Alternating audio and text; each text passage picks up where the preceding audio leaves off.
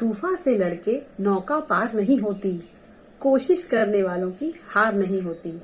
हरिवंश राय बच्चन द्वारा लिखी ये कविता हम में से सभी लोगों ने सब सुनी होगी और कभी न कभी अपने जीवन में इसे अप्लाई भी किया होगा। लेकिन इस कविता को सही से चरितार्थ किया है श्रीमती द्रौपदी मुर्मू ने। द्रौपदी मुर्मू कौन है? द्रौपदी मुर्मू आज के टाइम पे द्रौपदी मुर्मू जी गूगल पर सर्च की जाने वाली सबसे ज्यादा चर्चित महिला बन चुकी है। तो आखिर ऐसा क्या किया है द्रौपदी मुर्मू ने जो उन्हें सबसे ज्यादा सर्च किया जा रहा है? दोस्तों, आज के सोशल मीडिया के जमाने में जहां हर चीज सोशलाइट हो गई है, छोटी से छोटी चीज, हम छोटी से छोटी कोई इंसिडेंट होता है लोग उसको सीधे इंटरनेट पे डाल देते हैं। इस टाइम पे अगर द्रौपदी मुर्मू को सर्च किया जा रहा है तो उसमें कुछ ना कुछ तो बात होगी। लेकिन सही दिल से बताइए, आज से पहले द्रौपदी मुर्मू के बारे में कौन जानता था? जिन लोगों की पॉलिटिक्स में कोई रुचि नहीं है या फिर जो लोग राजनीति में इतने सक्रिय नहीं हैं, उन लोगों से मेरा यह क्वेश्चन है कि आज से पहले द्रौपदी मुर्मू के बारे में कौन जानता था? मुझे लगता है अगर देखा जाए तो मुश्किल से 5 या 10% लोग ही द्रौपदी जी के बारे में जानते होंगे। द्रौपदी मुर्मू जी हैं भाजपा की आगामी वर्ष की नामित राष्ट्रपति पद के लिए महिला राष्ट्रपति उम्मीदवार हैं। तो बस जब से बीजेपी ने अपने उम्मीदवार पद के लिए द्रौपदी मुर्मू जी को नामित किया है, नॉमिनेट किया है, तब से हर सोशल मीडिया पर, गूगल पर सर्च की जाने वाली पहली चहेती पर्सन बन गई है द्रौपदी मुर्मू जी। तो आइए जानते हैं द्रौपदी मुर्मू के बारे में। कौन है द्रौपदी मुर्मू? द्रौपदी जी का जन्म उड़ीसा के मयूरभंज के बैदोपोची गांव में 28 जून 1958 को एक सैंथल परिवार में हुआ था। ये एक आदिवासी परिवार से बिलोंग करती हैं। इनके पिता भी पंचायत में मुखिया थे पंचायत के, उस समय के अपने गांव के, इनके पिता और इनके दादा।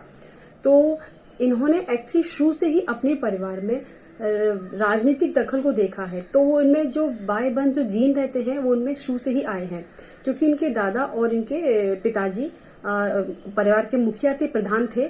तो इनमें थोड़े से तो उनके गुण थे, लेकिन फिर भी ये एक बहुत ही छोटे परिवार से बिलोंग करती थी, मतलब इनकी पोजीशन इतनी अच्छी नहीं थी। इसके बावजूद उन्होंने अपने गांव से ही अपनी स्कूली शिक्षा कंप्लीट की और उसके बाद ये भुवनेश्वर से इन्होंने अपना ग्रेजुएशन किया। द्रौपदी जी की शादी श्याम चरण मुर्मू से हुई थी और इनके 2 बेटे और 1 बेटी थी। लेकिन किसी कारणवश इनके पति और इनके 2 बेटों की अकाल मृत्यु हो गई थी। लेकिन उसके बावजूद देखिए कितनी संघर्षशील महिला थी, जो उन्होंने इतनी सारी परेशानियों को झेलते हुए अपनी जिंदगी को एक जगह ना रोककर चलती रही और अपनी बेटी के लिए आगे संघर्ष। सबसे पहले द्रौपदी जी इसके साथ साथ वो धीरे धीरे राजनीतिक और समाज सेवा के उसमें अपने रुचि रखती थी, तो साथ में ये उनके वो काम भी चालू थे। बट अगर देखा जाए तो सक्रिय रूप से 1997 में रायंगरपुर से पार्षद का चुनाव लड़के अपने राजनीतिक करियर की शुरुआत की, सम्मानित किया गया।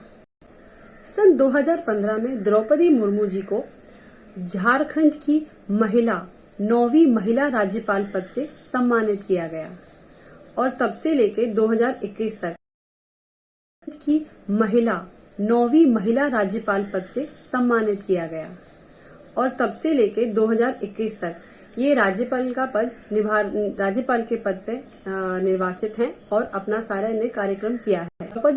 द्रौपदी जी के नाम झारखंड की पहली महिला आदिवासी राज्यपाल का होने का भी गौरव प्राप्त हुआ। द्रौपदी मुर्मू को 2022 के राष्ट्रपति पद के लिए नामांकित किया गया है।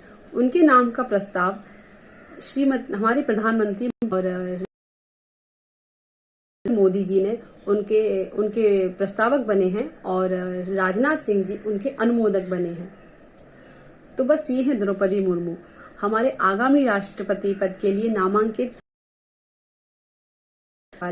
9वीं राज्यपाल, महिला आदिवासी राज्यपाल श्रीमती द्रौपदी मुर्मू। अगर द्रौपदी जी ये पद जीत जाती है, राष्ट्रपति बन जाती हैं, जो कि 99% श्योर है, क्योंकि ये सत्तारूढ़ पार्टी की तरफ से अगर कोई नामित किया जाता है तो मोस्टली ऐसा होता है कि वही राष्ट्रपति पद पे नामांकित होता है। तो अगर ये बन जाती हैं तो देश की दूसरी महिला राष्ट्रपति और देश की पहली, हमारे भारत, स्वतंत्र भारत की पहली आदिवासी महिला राष्ट्रपति होंगी। तो बस ये थी द्रौपदी मुर्मू जी की कहानी, और जो उन्होंने अपने संघर्ष को बयां करती है, क्योंकि वो जिस जगह से आई हैं, उड़ीसा के एक आदिवासी इलाके से, जहाँ पे लोगों को अच्छी सुविधाएं तो बहुत दूर की बात है, आराम नॉर्मल जिंदगी जीने के लिए बहुत संघर्ष करना पड़ता है। उस जमीन से आते हुए द्रौपदी जी ने अपने संघर्ष किया, अपने बच्चों को पढ़ाया लिखाया, अपना समाज सेवा की और राजनीति में दखल देते हुए आज हमारे राष्ट्रपति पद के लिए नामित हुई हैं। तो बस द्रौपदी जी को हम सभी की तरफ से बहुत बहुत शुभकामनाएं आगामी राष्ट्रपति पद के लिए। तो बस दोस्तों, बने रहिए मेरे साथ। कैसा लगा आपको आज मेरा आज का ये वीडियो? धन्यवाद।